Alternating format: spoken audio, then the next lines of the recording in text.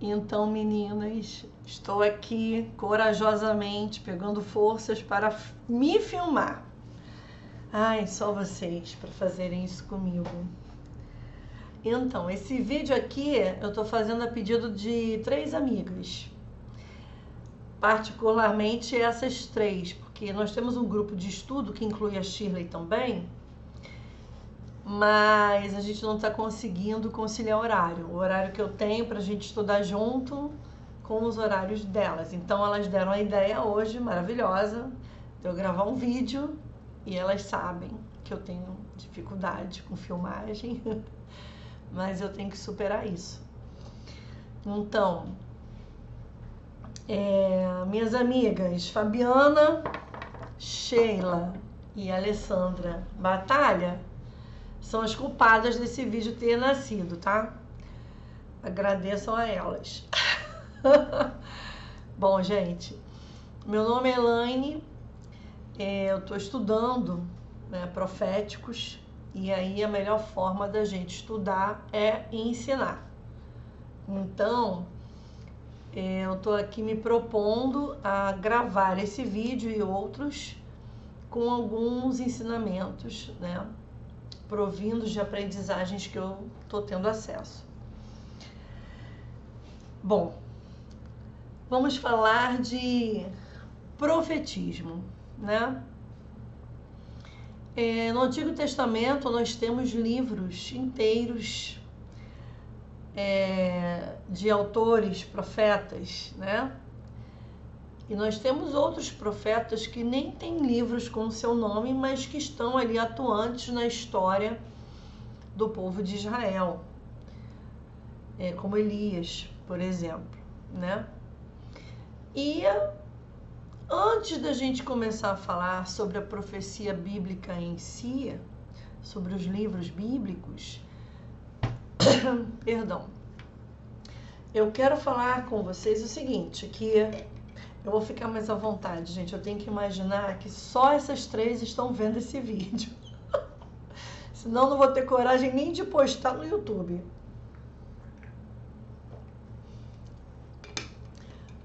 A curiosidade sobre o sobrenatural, sobre as divindades, ela sempre existiu, né? E nos tempos antigos, na antiguidade, os povos tentavam uma comunicação com as divindades, né, que elas acreditavam. Então nós temos aí alguns procedimentos mânticos. Mânticos têm relação a esse contato, né, a essa arte de manter contato com o sobrenatural.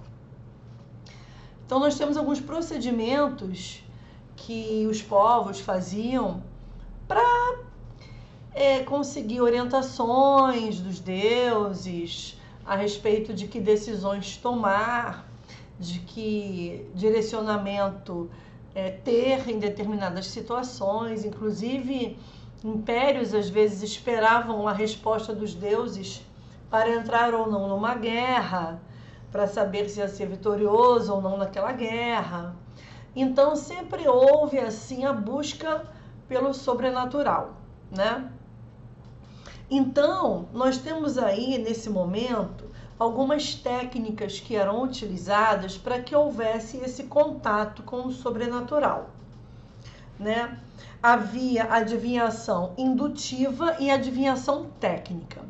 A adivinhação, digamos assim, técnica, ela tinha elementos da natureza para serem interpretados.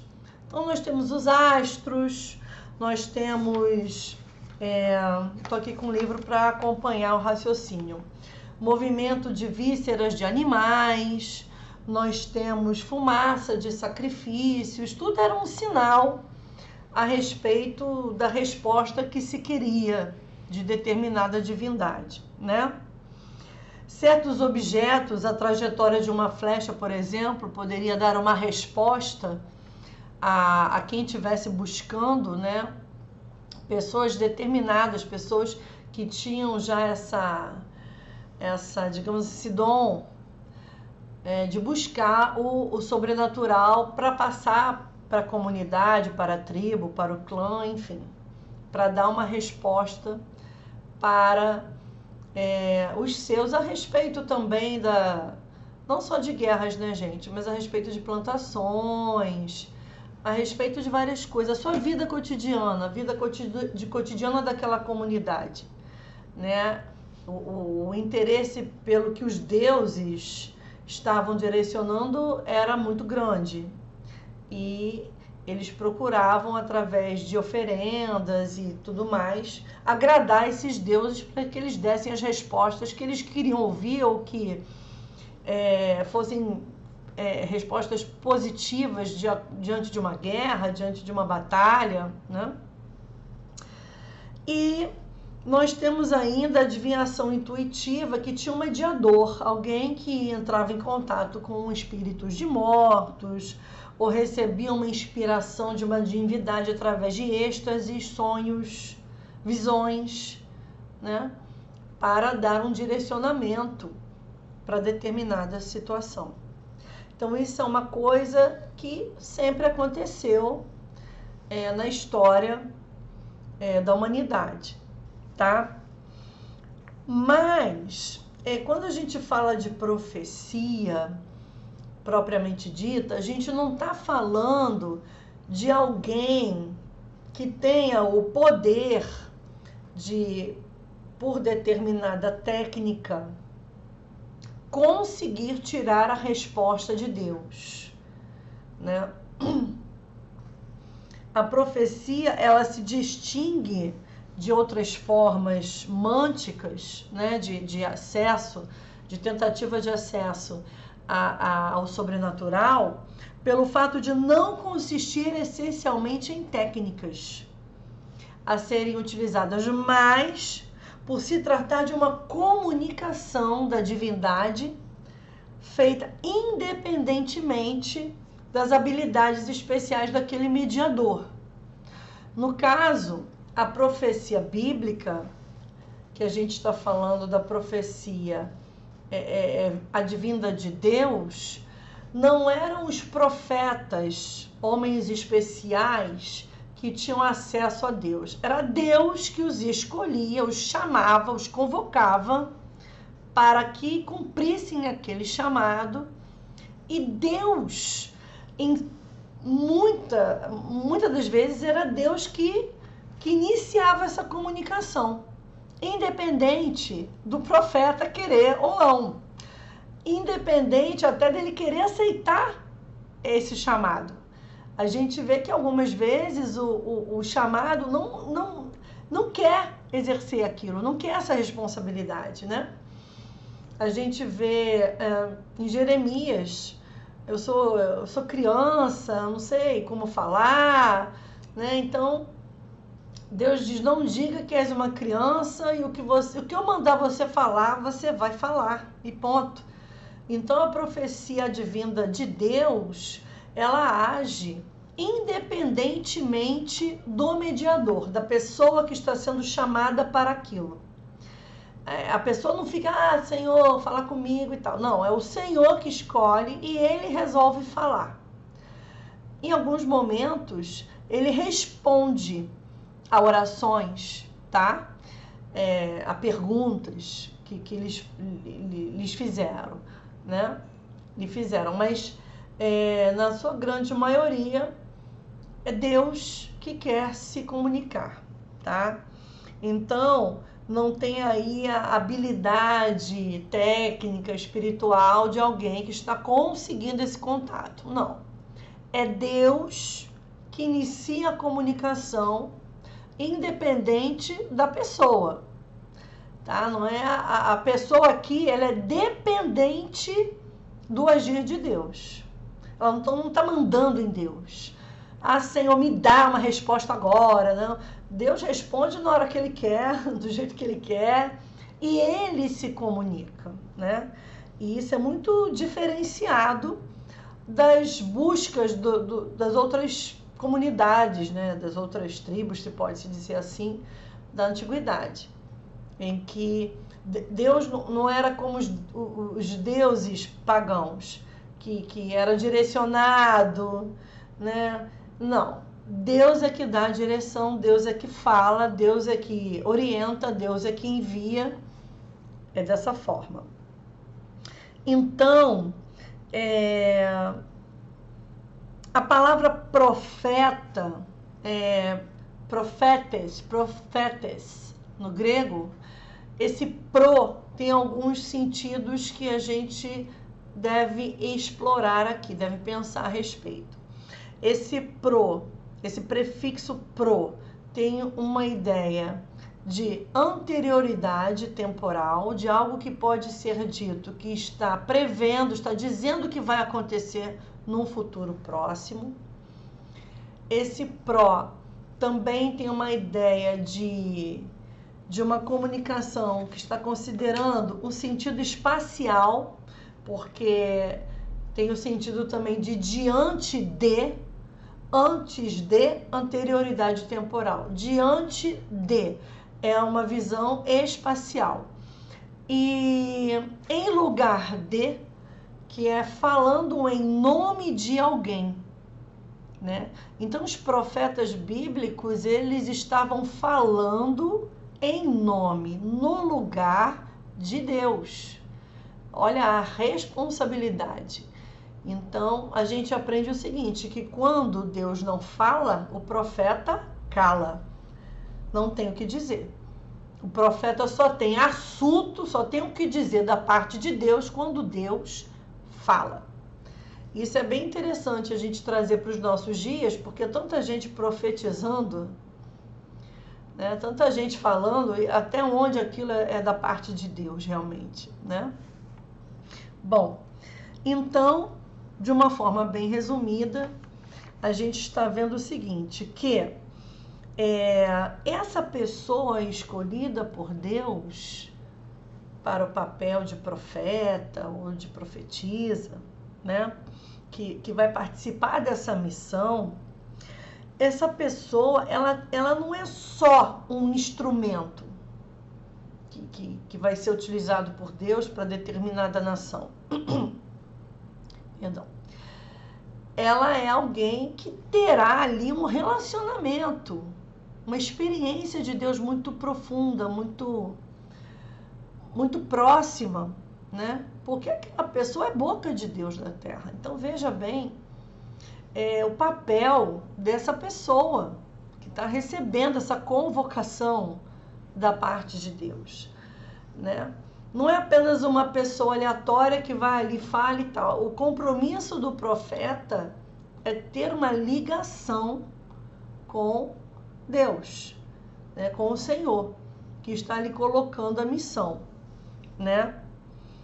Bom, o portador da palavra de Deus, esse profeta, né? Ele tinha a missão muitas das vezes árdua, principalmente nos textos bíblicos, a gente vê profetas falando de juízo, na maioria das vezes, né?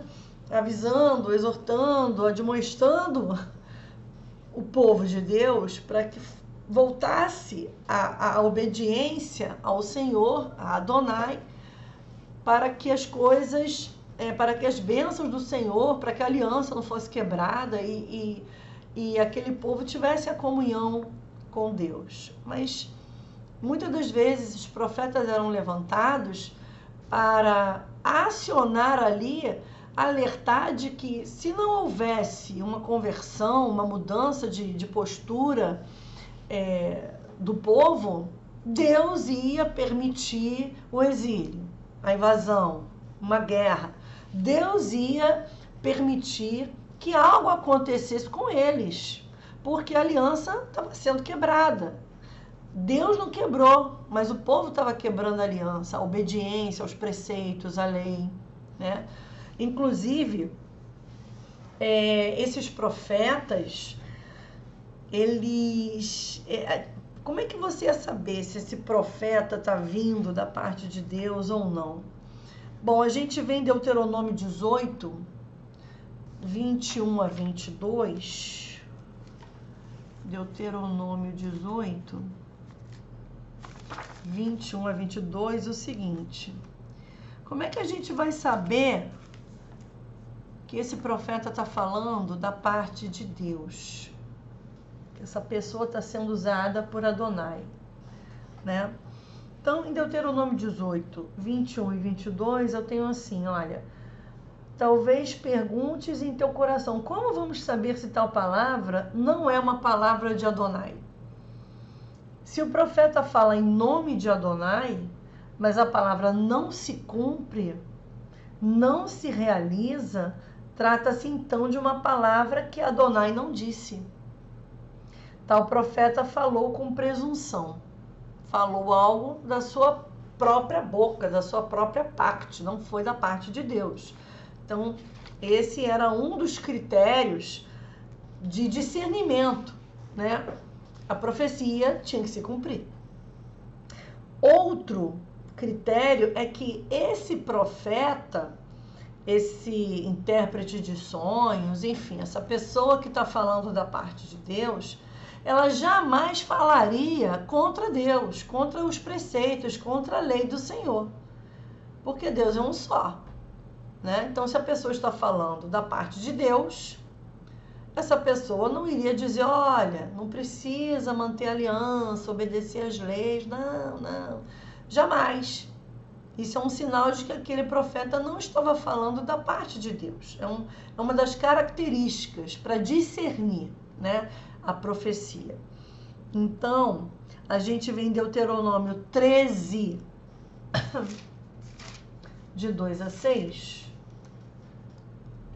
Quando surgir em teu meio um profeta ou um intérprete de sonhos e te apresentar um sinal ou um prodígio, se este sinal ou prodígio que ele anunciou se realiza e ele te diz, vamos seguir outros deuses, veja, mesmo que se realize o sinal, o prodígio, enfim, vamos seguir outros deuses que não conheceste e servi-los, não ouça as palavras desse profeta ou desse intérprete de sonhos, porque é Adonai, vosso Deus, que vos experimenta para saber se de fato amais Adonai, vosso Deus, com todo o vosso coração e com todo o vosso ser.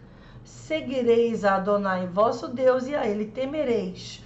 Observareis seus mandamentos e obedecereis a sua voz, e ele servireis, e a ele servireis, e a ele vos apegareis. Então, esse era um outro critério de discernimento, né? Esse profeta, esse intérprete de sonho não poderia falar contra a lei de Deus, contra os preceitos de Adonai. Bom, agora, tendo os destinatários ouvido a palavra de Adonai através do profeta e tendo se convertido, né? Que acontece? Aquela ameaça, aquele castigo, aquele juízo que Deus havia anunciado não se realiza, ainda assim a gente caracteriza como sendo da parte de Deus, porque o propósito foi a conversão, a correção do povo, né? Houve ali uma mudança de atitude do povo com relação à sua vida com Adonai. Então, sim, é da parte de Deus, sim, tá?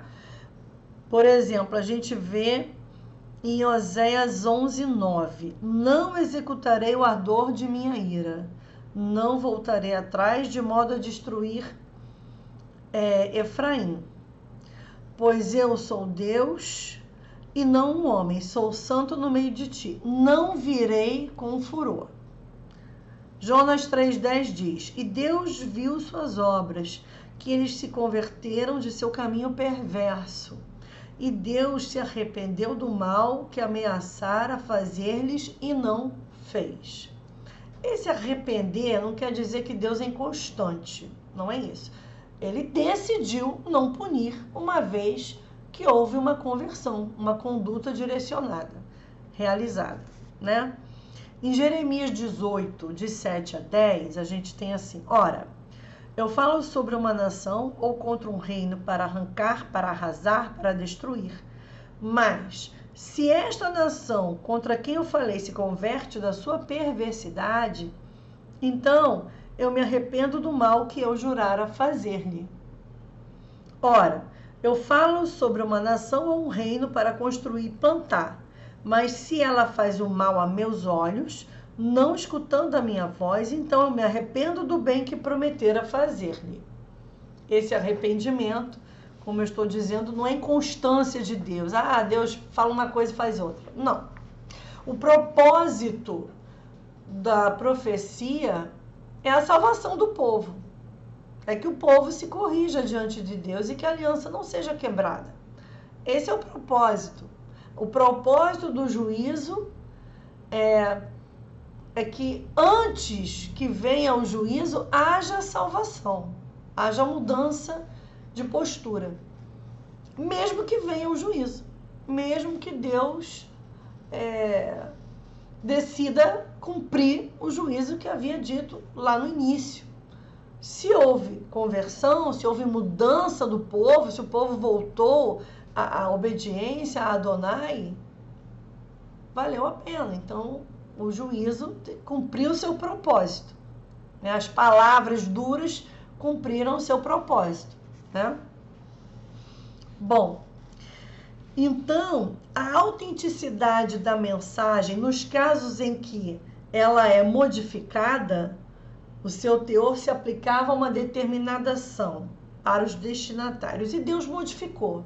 Deus viu que houve conversão, houve mudança.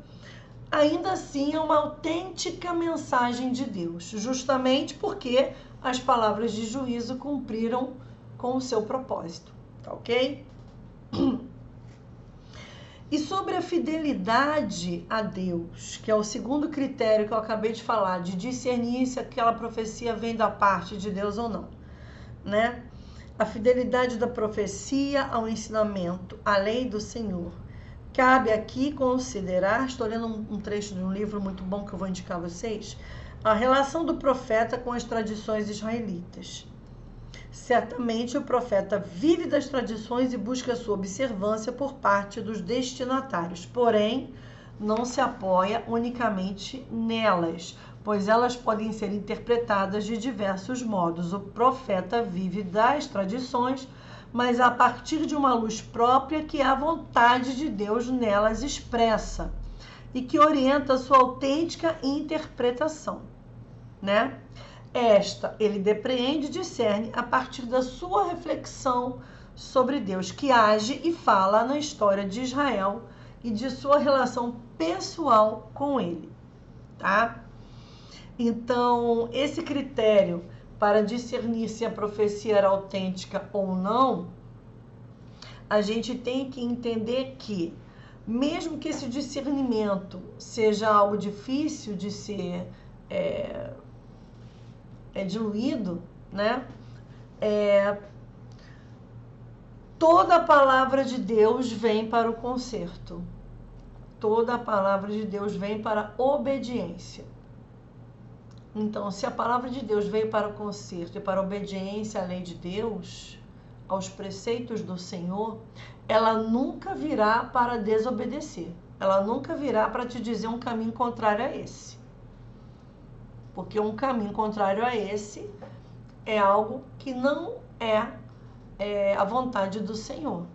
A vontade do Senhor é que o povo seja seu. E ele será seu a partir do momento em que lhe obedece, lhe presta culto, né? E coloca em prioridade a sua vida com relacionamento com esse Deus a quem você tem obediência. Bom, a partir de alguns textos bíblicos, podemos identificar algumas características de profetas autênticos, né? O falso profeta, o pseudo-profetas, né? O pseudo-profetas. Não que ele não fosse profeta, mas ele ali estava falando o que ele queria falar e muitas das vezes o que agradaria ao público que estava ouvindo. Então a gente fala que é um profeta inautêntico. Ele não está sendo autêntico. Porque Deus, quando quer que você fale, às vezes a palavra é dura e você tem que falar a palavra dura. Você não tem que usar, florear o que Deus está mandando você falar. Você tem que falar E Deus não está querendo agradar o homem, Deus está querendo que o homem se conserte, se corrija, lhe obedeça, né? Então, o profeta de Deus, ele não está preocupado se ele vai agradar, entende? Se, eu vou falar, todo mundo vai ficar feliz. Não. Ele está preocupado em obedecer a Adonai, em falar a mensagem que Deus mandou ser dita, tá ok? Não se apresenta como seguros de si mesmo, mas eles falam obedientes ao Senhor. Eles não estão ali, eu sou o cara. Não. Eu estou vindo da parte de Deus, assim diz o Senhor, não sei o que estou dizendo, eu só estou repetindo o que me foi mandado, né? Havia aquela fórmula do mensageiro, né? Eles não vivem da profecia como sua profissão. E depois a gente pode ler Miqueias 3:5, Amós 7, de 12 a 14. Esse texto de Amós, eu acho que é um diálogo dele com Amazias. Amós era de Judá e Deus manda ele profetizar no reino do norte. Amós era do reino do sul e obedece ao Senhor, indo profetizar no reino do norte. E nessa passagem aqui, Amós 7, Amazias quer expulsar Amós dali, porque a palavra de Amós está muito dura, né? Ele não está agradando muito, está falando contra o rei, está falando contra o reinado, falando palavras de punição, de juízo. Então, nesse texto, é interessante em Amós 7, a partir do versículo 10, olha o que diz aqui, ó.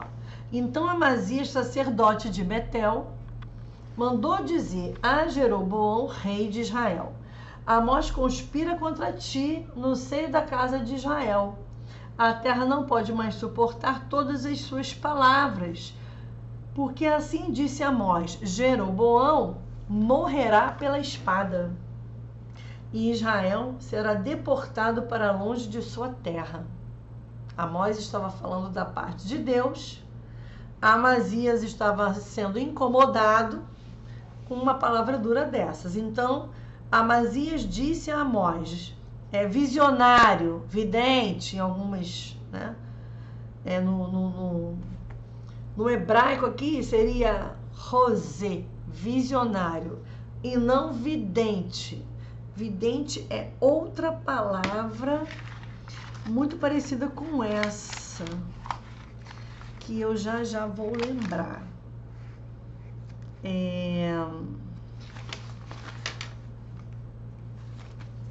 Rosé é visionário, significado. Roé é vidente. É uma expressão mais antiga para se referir a profeta essa, tá? É a expressão mais antiga, roé, que vem do verbo ra'á, que expressa muitas das vezes o sentido de ter visões. Aqui é rosé. O rosé seria traduzido pela palavra visionário. Aqui o mais importante é o conteúdo da mensagem, do que se está sendo por visão ou de outra forma, né? A ideia é de ter uma revelação.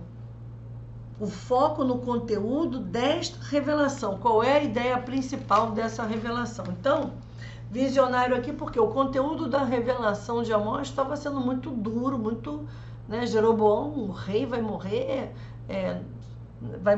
pela espada e o povo vai ser deportado. Quem quer ficar ouvindo isso, né? Então, Amazias diz assim: olha, ô visionário, foge daqui, vai para tua terra lá, vai para Judá, come lá o teu pão, profetiza por lá, mas em Betel não podes mais profetizar, porque é santuário do rei, um templo do reino. Amós responde e disse a Amazias: eu não sou profeta e nem filho de profeta, porque naquela época havia profetas no reino, profetas do rei. profetas institucionalizados, né? Digamos assim. Pessoas contratadas para ficar ali no reino, para serem consultadas pelo rei, digamos assim. Então ele está dizendo, eu não sou profeta institucionalizado, não é meu emprego esse não. Eu não trabalho para o rei não, tá? Aí ele diz, olha, eu sou vaqueiro e cultivador de sicômoros. Sicômoros é figueiras. Então eu sou rural, não sou nem daqui, eu trabalho com isso, eu tenho emprego, né? Eu não vou ficar aqui me calando porque o meu emprego o rei que dá, não é isso não. Eu sou de outra região, eu tenho outro emprego, eu tô vindo aqui em obediência, olha o que ele diz. Mas Adonai tirou-me de junto do rebanho e Adonai me disse, vai, profetiza meu povo Israel. E agora ouve a palavra de Adonai. Tu, Amazias, dizes, não profetizarás contra Israel e não vaticinarás contra a casa de Isaque. Por isso, assim diz Adonai, assim diz o Senhor. Tua mulher se prostituirá na cidade, teus filhos e tuas filhas cairão pela espada. A tua terra será dividida com a trena e tu morrerás em uma terra impura. Israel será deportado para longe de sua terra. Então ele reafirma aqui que Israel será deportado. É uma palavra dura, uma palavra de juízo. Os profetas bíblicos geralmente trazem palavras duras. Eles não falam o que o povo quer ouvir. Bom, por isso aqui, eles não vivem da profecia como sua profissão. Eles não são pagos pelo rei para ficar ali na corte, ser consultado quando o rei quer, ouvir alguma coisa, não. No caso, Amós aqui está dizendo, olha, fui chamado, fui convocado realmente, não queria nem estar aqui, eu estava lá no meu rebanho quietinho trabalhando, mas eu vim aqui da parte de Deus e reafirmou a palavra dura, tá vendo?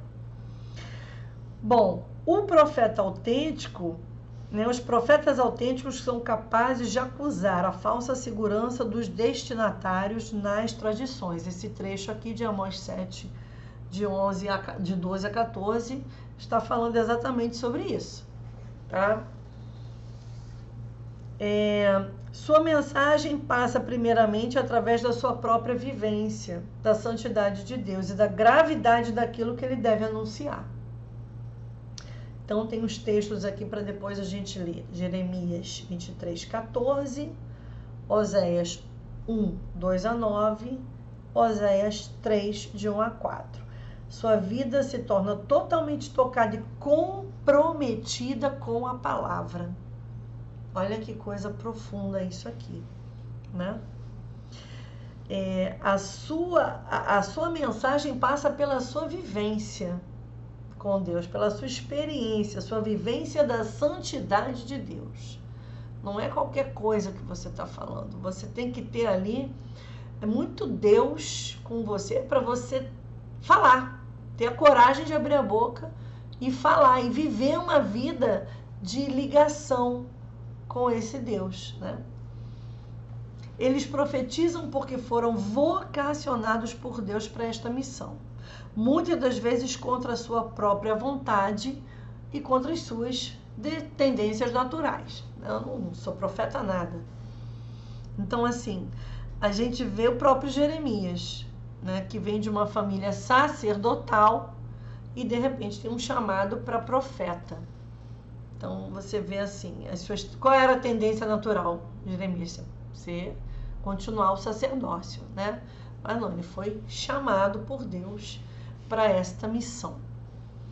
Bom, acho que a gente pode, nesse vídeo, já tem quase 35 minutos, e para finalizar, por algum tempo, né, a profecia caiu em descrédito.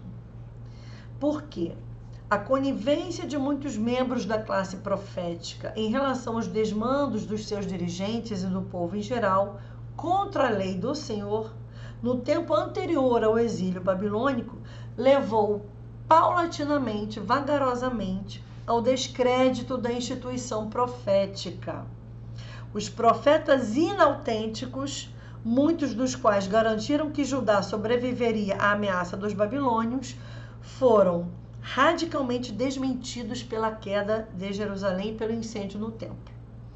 Por isso, pouco a pouco, os profetas foram se tornando mais raros em Israel, cada vez menos presentes nos textos bíblicos. Então veja, nós tínhamos profetas da parte de Deus e profetas que falavam o que o povo, que o rei queria escutar.